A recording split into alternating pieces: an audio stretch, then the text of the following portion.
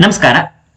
ನಾವು ಹಿಂದಿನ ವಿಡಿಯೋದಲ್ಲಿ ರೂಪಣಾತ್ಮಕ ಮೌಲ್ಯಮಾಪನ 4 ಅಥವಾ FA4 ನ ಒಂದು ಮಾದರಿ ಪ್ರಶ್ನೆ ಪತ್ರಿಕೆಯನ್ನು ನೋಡ್ಕೊಂಡು ಬಂದಿದ್ದೇವೆ. ಈ ಒಂದು ಪ್ರಶ್ನೆ ಪತ್ರಿಕೆನ ಹೇಗೆ ಉತ್ತರಿಸಿ ಪ್ರಾಕ್ಟೀಸ್ ಮಾಡಿಕೊಳ್ಳುವುದು ಅನ್ನೋದನ್ನ ಈ ವಿಡಿಯೋದಲ್ಲಿ ನೋಡ್ಕೊಂಡು ಬರೋಣ. ಪೂರ್ತಿಯಾಗಿರುವಂತಹ ವಿಡಿಯೋನ ವೀಕ್ಷಿಸಿ ಹಾಗೂ ನಿಮಗೆ ಈ ವಿಡಿಯೋ ಇಷ್ಟ ಆದಲ್ಲಿ ಲೈಕ್ ಮಾಡಿ. ತರಗತಿ ಇರುವಂತದ್ದು 10ನೇ ತರಗತಿ, ಗರಿಷ್ಠ ಅಂಕಗಳು 20 ಅಂಕಗಳಿಗೆ ಈ ಒಂದು FA4 ನ ಪ್ರಶ್ನೆ ಪತ್ರಿಕೆ ಇರುವಂತದ್ದಾಗಿದೆ. ವಿಷಯ ಸಮಾಜ ವಿಜ್ಞಾನ ವಿಷಯ ಆಗಿರುವಂತದ್ದು. ಇಲ್ಲಿ ಬಹು ಆಯ್ಕೆ ಪ್ರಶ್ನೆಗಳನ್ನ ಕೇಳಿರುವಂತದ್ದಾಗಿದೆ. ಮೊದಲನೇ ಪ್ರಶ್ನೆ, ಯುನಿಸೆಫ್ ನ ಮೂಲ ಉದ್ದೇಶ ಕೇಳಿರುವಂತದ್ದು. ಮೂಲ ಉದ್ದೇಶ ಏನು ಅಂತ ಹೇಳಿದಾಗ ಮಹಿಳೆಯರ ಮತ್ತು ಮಕ್ಕಳ ಅಭಿವೃದ್ಧಿ ಇರುವಂತದ್ದು ಆಗಿದೆ. ಇನ್ನು ಎರಡನೇ ಪ್ರಶ್ನೆ ಇರುವಂತದ್ದು, ಪ್ರಥಮ ಮಹಾಯುದ್ಧವನ್ನು ಕೊನೆಗೊಳಿಸಿದ ಒಪ್ಪಂದ ಕೇಳಿರುವಂತದ್ದು. ಈ ಒಂದು ಪ್ರಥಮ ಮಹಾಯುದ್ಧ ಕೊನೆಗೊಳಿಸಿರುವಂತಹ ಒಪ್ಪಂದ ಇರುವಂತದ್ದು ವರ್ಸೆಲ್ಸ್ ಒಪ್ಪಂದ ಆಗಿರುವಂತದ್ದು. ಇಲ್ಲಿ ಸಿ ಆಯ್ಕೆ ವರ್ಸೆಲ್ಸ್ ಒಪ್ಪಂದ ಅಂತ ಹೇಳಿ ಬರೆದಿದೆ. ಅದರಲ್ಲಿ 1 ಅಂಕ ಇಲ್ಲಿ ದೊರೆಯುವಂತದ್ದು ಆಗಿರುವಂತದ್ದಾಗಿದೆ.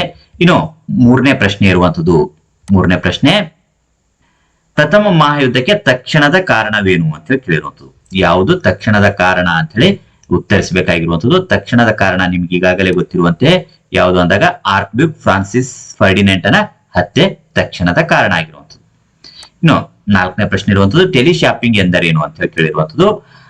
ಟೆಲಿಶಾಪಿಂಗ್ ಅಂದ್ರೆ ಮಾಹಿತಿ ತಂತ್ರಜ್ಞಾನದ ಬೆಳವಣಿಗೆಯಿಂದ ಮನೆಯಲ್ಲೇ ಕುಳಿತು ವಸ್ತುಗಳನ್ನು ಕೊಳ್ಳುವುದಕ್ಕೆ ಟೆಲಿಶಾಪಿಂಗ್ ಅಂತ ಹೇಳಿ ಕರೆಯುವಂತದ್ದು ಆಗಿದೆ.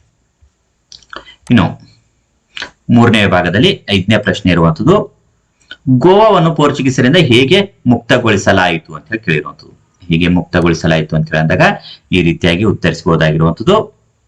ಗೋವಾ ಭಾರತಕ್ಕೆ ಸೇರಲು ನಿರಂತರ ಚಳುವಳಿ ಪ್ರಾರಂಭವಾಯಿತು. ಪೋರ್ಚುಗೀಸರಿಂದ ಚಳುವಳಿ ದಮನ ಮಾಡುವ ಪ್ರಯತ್ನ ನಡೆಯಿತು. ಪೋರ್ಚುಗೀಸರು ಆಫ್ರಿಕಾ, ಯುರೋಪಿನಿಂದ ಹೆಚ್ಚಿನ ಸೈನ್ಯ ತರಿಸಿಕೊಂಡರು. ಸತ್ಯಾಗ್ರಹಗಳಿಂದ ಗೋವಾ ವಿಮೋಚನಾ ಹೋರಾಟ ತೀವ್ರಗೊಂಡಿತು. ಭಾರತದ ಸೈನ್ಯ ಮಧ್ಯ ಪ್ರವೇಶಿಸಿ 1961ರಲ್ಲಿ ಗೋವಾವನ್ನು ವಶಪಡಿಸಿಕೊಂಡಿತು. ಇನ್ನು 6ನೇ ಪ್ರಶ್ನೆ, ಭದ್ರತಾ ಸಮಿತಿಯ ಖಾಯಂ ದೇಶಗಳನ್ನು ಹೆಸರಿಸಿ ಅಂತ ಹೇಳಿ ಕೇಳಿರುವಂತದ್ದು. ಯಾವ್ದಾವ್ದು ಖಾಯಂ ದೇಶಗಳು ಅನ್ನೋದನ್ನ ಹೆಸರಿಸಬೇಕಾಗಿರುವಂತದ್ದು. ಅಥವಾ ಈ ಪ್ರಶ್ನೆಗೆ ಆಯ್ಕೆ ಇರುವಂತದ್ದು, ಭಾರತ ಎದುರಿಸುತ್ತಿರುವ ಸಾಮಾಜಿಕ ಸವಾಲುಗಳು ಕೇಳಿರುವಂತದ್ದು. ಇವೆರಡಲ್ಲಿ ಯಾವ್ದಾದ್ರು ಉತ್ತರಿಸಬಹುದಾಗಿರುವಂತದ್ದು. ನೀವು ಪ್ರಾಕ್ಟೀಸ್ ಮಾಡಿಕೊಳ್ಳುವಾಗ ಎರಡನ್ನು ಸಹ ಪ್ರಾಕ್ಟೀಸ್ ಮಾಡಿಕೊಳ್ಳಿ. ಪರೀಕ್ಷೆಯಲ್ಲಿ ನಿಮ್ಗೆ ಸುಲಭವಾಗಿರುವಂತದ್ದನ್ನ ಉತ್ತರಿಸಬಹುದು. ಖಾಯಂ ಸದಸ್ಯ ದೇಶಗಳು America, Russia, Britain, France, China. ಈ 5 ಖಾಯಂ ಸದಸ್ಯ ದೇಶಗಳಾಗಿರುವಂತದ್ದು, ವಿಟೋ ಪವರ್ ಹೊಂದಿರುವಂತಹ ರಾಷ್ಟ್ರಗಳಾಗಿರುವಂತದ್ದು. ಇನ್ನು ಅಥವಾ ಪ್ರಶ್ನೆ ಉತ್ತರ, ಬಾಲಕಾರ್ಮಿಕತೆ, ಬಾಲ್ಯ ವಿವಾಹ, ಹೆಣ್ಣು ಭ್ರೂಣ ಹತ್ಯೆ, ಹೆಣ್ಣು ಶಿಶು ಹತ್ಯೆ, ವರದಕ್ಷಿಣೆ, ಕಿರುಕುಳ ಆಗಿರುವಂತದ್ದು. ಇನ್ನು ಮುಂದಿನ ಪ್ರಶ್ನೆ ಇರುವಂತದ್ದು 4ನೇ ವಿಭಾಗದಲ್ಲಿ 7ನೇ ಪ್ರಶ್ನೆ ಇದೆ. ಭಾರತದಲ್ಲಿ ರಸ್ತೆಗಳ ಪ್ರಾಮುಖ್ಯತೆಯನ್ನು ವಿವರಿಸಿ ಅಂತ ಕೇಳಿರುವಂತದ್ದು. ಯಾವ ರೀತಿಯಾಗಿ ಪ್ರಾಮುಖ್ಯತೆ ಇದೆ ಅನ್ನೋದನ್ನ ವಿವರಿಸಬೇಕಾಗಿರುವಂತದ್ದು. ಈ ಒಂದು 7ನೇ ಪ್ರಶ್ನೆ ಉತ್ತರ ಈ ರೀತಿಯಾಗಿ ಉತ್ತರಿಸಬಹುದಾಗಿರುವಂತದ್ದು. ಕೃಷಿ ಹಾಗೂ ಹಳ್ಳಿಗಳ ಅಭಿವೃದ್ಧಿಗೆ ಸಹಕಾರಿಯಾಗಿದೆ. ಕೃಷಿ ಉತ್ಪನ್ನಗಳನ್ನು ಮಾರುಕಟ್ಟೆಗೆ ಸಾಗಿಸಲು ಸಹಕಾರಿಯಾಗಿದೆ. ಹಳ್ಳಿಗಳಿಗೆ ಅವಶ್ಯಕ ವಸ್ತುಗಳನ್ನು ಪೂರೈಸಲು ಸಹಕಾರಿಯಾಗಿದೆ. ಗಣಿಗಾರಿಕೆ ಮತ್ತು ಕೈಗಾರಿಕಾ ಅಭಿವೃದ್ಧಿಗೆ ಸಹಾಯಕಾರಿಯಾಗಿದೆ. ಅರಣ್ಯ ಮತ್ತು ಮೀನುಗಾರಿಕೆ ಅಭಿವೃದ್ಧಿಗೆ ಸಹಕಾರಿಯಾಗಿದೆ. ಸರಕು ಸಾಗಾಣಿಕೆಗೆ ಸಹಕಾರಿಯಾಗಿದೆ. ರಸ್ತೆ ಸಾರಿಗೆಯು ರೈಲು ಸಾರಿಗೆಗೆ ಪೂರಕವಾಗಿದೆ. ದೇಶದ ತ್ವರಿತ ಆರ್ಥಿಕ ಅಭಿವೃದ್ಧಿಗೆ ಸಹಕಾರಿಯಾಗಿದೆ. ಇಲ್ಲಿ ನೀವು ಏನ್ ಗಮನಿಸಬಹುದು ಅಂದಾಗ ಹಲವಾರು ಪಾಯಿಂಟ್ಸ್ ಗಳು ಕಾಣಿಸ್ತಾ ಇರುವಂತಹ ಸಂದರ್ಭದಲ್ಲಿ ನಿಮಗೆ ಉತ್ತರಿಸ್ತಾ ಇರುವಂತಹ ಸಂದರ್ಭದಲ್ಲಿ 2 ಅಂಕದ ಪ್ರಶ್ನೆ ಇದ್ದಲ್ಲಿ 4 ಅಥವಾ ಅದಕ್ಕಿಂತ ಹೆಚ್ಚು ಪಾಯಿಂಟ್ಸ್ ಗಳಲ್ಲಿ ಉತ್ತರಿಸಬಹುದು. 3 ಅಂಕದ ಪ್ರಶ್ನೆ ಇದ್ದಲ್ಲಿ 6 ಅಥವಾ ಅದಕ್ಕಿಂತ ಹೆಚ್ಚು ಪಾಯಿಂಟ್ಸ್ ಗಳಲ್ಲಿ ಉತ್ತರಿಸಬಹುದು. ಇನ್ನು 4 ಅಂಕದ ಪ್ರಶ್ನೆ ಇದ್ದಲ್ಲಿ 8 ಅಥವಾ ಅದಕ್ಕಿಂತ ಹೆಚ್ಚು ಪಾಯಿಂಟ್ಸ್ ಗಳಲ್ಲಿ ಉತ್ತರಿಸಬಹುದು. ಪ್ರತಿಯೊಂದು ಪಾಯಿಂಟ್ಸ್ ಅರ್ಧ ಅಂಕದಂತೆ ಅಂಕ ದೊರೆಯುವಂತದ್ದಾಗಿದೆ. ಇನ್ನು 8ನೇ ಪ್ರಶ್ನೆ, ಚಂಡಮಾರುತಗಳು ವಿಧ್ವಂಸಕಾರಿಗಳು ದೃಢೀಕರಿಸಿ ಅಂತ ಹೇಳಿ ಕೇಳಿರುವಂತದ್ದು. ಅಥವಾ ಈ ಪ್ರಶ್ನೆಗೆ ಆಯ್ಕೆ ಇರುವಂತದ್ದು, ವೈಯಕ್ತಿಕ ಹಣಕಾಸು ಸಾರ್ವಜನಿಕ ಹಣಕಾಸಿಗಿಂತ ಹೇಗೆ ಭಿನ್ನವಾಗಿದೆ ಅಂತ ಹೇಳಿ ಕೇಳಿರುವಂತದ್ದು. ಈ 2 ಪ್ರಶ್ನೆಯ ಉತ್ತರಗಳನ್ನ ಗಮನಿಸೋಣ. 8ನೇ ಪ್ರಶ್ನೆ ಉತ್ತರ, ಅಪಾರ ಪ್ರಮಾಣದ ಸಾವು ನೋವು ಉಂಟಾಗುತ್ತದೆ. ಬೆಳೆಗಳು ಸಂಪೂರ್ಣವಾಗಿ ನಾಶವಾಗುತ್ತವೆ. ಫಲವತ್ತಾದ ಮಣ್ಣಿನ ಮೇಲ್ಭಾಗವು ಕೊಚ್ಚಿ ಹೋಗುತ್ತದೆ. ಸಾರಿಗೆ ಮತ್ತು ಸಂಪರ್ಕ ವ್ಯವಸ್ಥೆ ಅಸ್ತವ್ಯಸ್ತವಾಗುತ್ತದೆ. ವಿದ್ಯುತ್ ಸೌಕರ್ಯ ಅಸ್ತವ್ಯಸ್ತವಾಗುತ್ತದೆ.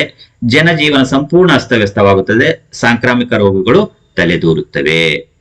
ಇನ್ನು ಇದಕ್ಕೆ ಅಥವಾ ಪ್ರಶ್ನೆ ಇರುವಂತದ್ದು. ಅಥವಾ ಪ್ರಶ್ನೆಯ ಉತ್ತರವನ್ನು ನೋಡೋಣ. ವೈಯಕ್ತಿಕ ಹಣಕಾಸು ವ್ಯಕ್ತಿಯ ಆದಾಯ ವೆಚ್ಚಕ್ಕೆ ಸಂಬಂಧಿಸಿದೆ. ಆದಾಯ ಅಂದಾಜಿಸಿ ವೆಚ್ಚ ಮಾಡಲಾಗುತ್ತದೆ. ಹಣಕಾಸಿನ ವ್ಯವಹಾರ ಗೌಪ್ಯವಾಗಿಡಲಾಗುತ್ತದೆ. ಉಳಿತಾಯದಿಂದ ಕುಟುಂಬದ ಪ್ರಗತಿಗೆ ಪೂರಕ. ಇನ್ನು ಸಾರ್ವಜನಿಕ ಹಣಕಾಸು ಸರ್ಕಾರದ ಆದಾಯ ವೆಚ್ಚಕ್ಕೆ ಸಂಬಂಧಿಸಿದೆ. ವೆಚ್ಚ ಅಂದಾಜು ಮಾಡಿ ಆದಾಯ ಹೊಂದಾಣಿಕೆ. ಶಾಸನಸಭೆಯಲ್ಲಿ ಚರ್ಚೆ, ಮಾಧ್ಯಮಗಳಲ್ಲಿ ಪ್ರಚಾರಕ್ಕೆ ಯತ್ನ. ಆದಾಯಕ್ಕಿಂತ ಅಧಿಕ ಹಣ ವೆಚ್ಚ ಪ್ರಗತಿಗೆ ಪೂರಕ. ಇನ್ನು ಮುಂದಿನ ಪ್ರಶ್ನೆ ಇರುವಂತದ್ದು 9ನೇ ಪ್ರಶ್ನೆ, ಭಾರತದಲ್ಲಿ ಕೈಗಾರಿಕೆಗಳು ಕೆಲವೇ ಪ್ರದೇಶಗಳಲ್ಲಿ ಮಾತ್ರ ಸ್ಥಾನೀಕರಣಗೊಂಡಿವೆ ಏಕೆ ಅಂತ ಹೇಳಿ ಕೇಳಿರುವಂತದ್ದು. ಯಾವ ಕಾರಣಕ್ಕೋಸ್ಕರ ಕೆಲವೇ ಸ್ಥಳಗಳಲ್ಲಿ ಕೇಂದ್ರೀಕರಣ ಆಗಿದೆ ಅನ್ನೋದನ್ನ ಉತ್ತರಿಸಬೇಕಾಗಿರುವಂತದ್ದು. ಅಥವಾ ಪ್ರವಾಹಗಳಿಗೆ ಕಾರಣಗಳೇನು ಅಂತ ಹೇಳಿ ಕೇಳಿರುವಂತದ್ದು. ಈ ಎರಡು ಪ್ರಶ್ನೆಯ ಉತ್ತರಗಳನ್ನು ಗಮನಿಸೋಣ. ಕಚ್ಚಾ ವಸ್ತುಗಳ ಲಭ್ಯತೆ, ಮಾರುಕಟ್ಟೆಯ ಸೌಲಭ್ಯ, ಕಾರ್ಮಿಕರ ಪೂರೈಕೆ, ಭೂಮಿ ಲಭ್ಯತೆ, ಶಕ್ತಿ ಸಂಪನ್ಮೂಲಗಳ ಲಭ್ಯತೆ, ಸಂಚಾರ ಸೌಲಭ್ಯ, ಬಂದರುಗಳ ಸೌಲಭ್ಯ, ತಾಂತ್ರಿಕತೆ, ಸರ್ಕಾರದ ನೀತಿ ನಿಯಮಗಳು ಆಗಿರುವಂತದ್ದು. ಇನ್ನು ಅಥವಾ ಪ್ರಶ್ನೆ ಉತ್ತರ: ಅನಿಶ್ಚಿತ ಮಾನ್ಸೂನ್ ಮಳೆ, ಅತ್ಯಧಿಕ ಮಳೆ, ನದಿ ಪಾತ್ರಗಳಲ್ಲಿ ಹೂಳು ತುಂಬುವುದು, ಅಣೆಕಟ್ಟು ಮತ್ತು ಅಡ್ಡಕಟ್ಟೆ ಒಡೆತ, ನದಿಯ ಪಾತ್ರ ಬದಲಾವಣೆ, ಚಂಡಮಾರುತದಿಂದ ಉಂಟಾದ ಮಳೆ, ಸಮುದ್ರದ ಮಧ್ಯದಲ್ಲಿ ಸಂಭವಿಸುವ ಭೂಕಂಪ, ಅರಣ್ಯ ನಾಶ, ಯೋಜನಾಬದ್ಧವಾಗಿ ನಿರ್ಮಿಸಿದ ಸೇತುವೆಗಳು, ಅಕ್ರಮವಾಗಿ ಭೂಬಳಕೆಯಲ್ಲಿ ಆಗುತ್ತಿರುವ ಬದಲಾವಣೆ. ಈ ರೀತಿಯಾಗಿ ಈ ಒಂದು ಎರಡು ಪ್ರಶ್ನೆಯ ಮಾದರಿ ಉತ್ತರಗಳಿರುವಂತದ್ದಾಗಿದೆ. ಇನ್ನು ನಿಮಗೆ ನೀಡಿರುವ ಭಾರತ ನಕ್ಷೆಯಲ್ಲಿ ಯಾವುದಾದ್ರೂ ಎರಡು ಸ್ಥಳಗಳನ್ನ ಗುರುತಿಸಿ ಅಂತ ಹೇಳಿ ಕೇಳಿರುವಂತದ್ದು. ಇಲ್ಲಿ 4 ಸ್ಥಳಗಳಿರುವಂತದ್ದಾಗಿದೆ. ಯಾವುದಾದ್ರೂ ಎರಡು ನಿಮ್ಗೆ ಸುಲಭವಾಗಿರುವಂತಹ ಎರಡು ಸ್ಥಳಗಳನ್ನು ಗುರುತಿಸಬಹುದು. ಭಾರತದ ಹೆಬ್ಬಾಗಿಲು, ಕೋಲ್ಕತ್ತಾ, ಕೊಯ್ನಾ, ಭದ್ರಾವತಿ. ಈ ಒಂದು 4 ಸ್ಥಳಗಳನ್ನ ಭಾರತದಲ್ಲಿ ಯಾವ ರೀತಿಯಾಗಿ ಗುರುತಿಸುವುದು ಅಂತ ಹೇಳಿ ನೋಡ್ಕೊಂಡು ಬರೋಣ. 4 ಸ್ಥಳಗಳನ್ನು ನೋಡೋಣ. ನಿಮ್ಗೆ ಸುಲಭವಾಗಿರುವಂತಹ 2 ಸ್ಥಳಗಳನ್ನ ಪರೀಕ್ಷೆಯಲ್ಲಿ ಗುರುತಿಸಬಹುದಾಗಿರುವಂತದ್ದು ಆಗಿದೆ. ಈ ಒಂದು ಭಾರತ ನಕಾಶೆ ಕೊಟ್ಟಿರುವಂತದ್ದಾಗಿರುತ್ತದೆ. ಅದರಲ್ಲಿ ಮೊದಲನೇ ಸ್ಥಳವಾಗಿರುವಂತದ್ದು ಯಾವುದು ಅಂದಾಗ ಭಾರತದ ಹೆಬ್ಬಾಗಿಲು. ಯಾವುದಕ್ಕೆ ಕರೆಯುತ್ತಾರೆ? ಮುಂಬೈಗೆ ಭಾರತ ಹೆಬ್ಬಾಗಿಲು ಅಂತ ಹೇಳಿ ಕರೆಯುವಂತದ್ದು. ಇಲ್ಲಿ ಭಾರತದ ಹೆಬ್ಬಾಗಿಲನ್ನ ಇಲ್ಲಿ ಗುರುತಿಸಬೇಕಾಗಿರುವಂತದ್ದು. ಇನ್ನು ಎರಡನೇದು ಕೋಲ್ಕತ್ತಾ. ಇಲ್ಲಿ ಕೋಲ್ಕತ್ತಾ, ಇದಕ್ಕೆ ಚಹಾದ ಬಂದರು ಅಂತ ಸಹ ಕರೆಯುವಂತದ್ದು. ಈ ಕಡೆ ಬಿ ಗುರುತಿಸಿರುವಂತದನ್ನ ಗಮನಿಸಬಹುದು. ಇನ್ನು ಸಿ ಕೊಯ್ನಾ ಇಲ್ಲಿರುವಂತದ್ದು ಆಗಿದೆ. ಇನ್ನು ಡಿ ಭದ್ರಾವತಿ, ಇಲ್ಲಿ ಕರ್ನಾಟಕದಲ್ಲಿರುವಂತದ್ದು ಭದ್ರಾವತಿ. ಈ ರೀತಿಯಾಗಿ ಈ ಒಂದು ಸ್ಥಳಗಳನ್ನ ಗುರುತಿಸಬಹುದಾಗಿರುವಂತದ್ದಾಗಿದೆ. ಭಾರತದ ನಕಾಶೆಯಲ್ಲಿ ಸ್ಥಳಗಳನ್ನು ಗುರುತಿಸುವುದಕ್ಕೆ ಸಂಬಂಧಿಸಿದಂತೆ ಒಂದು ಕೆಲವೊಂದಿಷ್ಟು ವಿಡಿಯೋಗಳ ಪ್ಲೇ ಲಿಸ್ಟ್ ಅನ್ನು ಮಾಡಿರುವಂತದ್ದಾಗಿದೆ. ಅವುಗಳನ್ನು ವೀಕ್ಷಿಸಿ ಸಹ ಪ್ರಾಕ್ಟೀಸ್ ಮಾಡಿಕೊಳ್ಬಹುದು. ಈ ವಿಡಿಯೋ ನಿಮ್ಗೆ ಇಷ್ಟ ಆದಲ್ಲಿ ಲೈಕ್ ಮಾಡಿ. ಮತ್ತೆ ಮುಂದಿನ ಭಾಗದಲ್ಲಿ ಭೇಟಿಯಾಗೋಣ. ಅಲ್ಲಿವರೆಗೂ ಇತರ ವಿಡಿಯೋಗಳನ್ನು ವೀಕ್ಷಿಸ್ತಾ ಇರಿ. ಪರೀಕ್ಷೆಯಲ್ಲಿ ಉತ್ತಮವಾಗಿ ಅಂಕಗಳನ್ನು ಸಂಪಾದನೆ ಮಾಡಿಕೊಳ್ಳಿ. ಇಂದಿನ ವರ್ಷದ ಮಾದರಿ ಪ್ರಶ್ನೆ ಪತ್ರಿಕೆಗಳನ್ನು ಸಹ ಉತ್ತರಿಸಿ ಮತ್ತು ಇಲಾಖೆಯಿಂದ ಬಿಡುಗಡೆ ಮಾಡಿರುವಂತಹ ಮಾದರಿ ಪ್ರಶ್ನೆ ಪತ್ರಿಕೆಗಳನ್ನು ಉತ್ತರಿಸಿ ಪ್ರಾಕ್ಟೀಸ್ ಮಾಡಿಕೊಳ್ಳಿ. ಒಳ್ಳೆಯ ಅಂಕಗಳನ್ನು ಸಂಪಾದನೆ ಮಾಡಿಕೊಳ್ಳುವುದಕ್ಕೆ ಸಹಕಾರಿಯಾಗುವಂತದ್ದಾಗಿರ್ತದೆ. ಮತ್ತೆ ಭೇಟಿಯಾಗೋಣ. ಧನ್ಯವಾದ.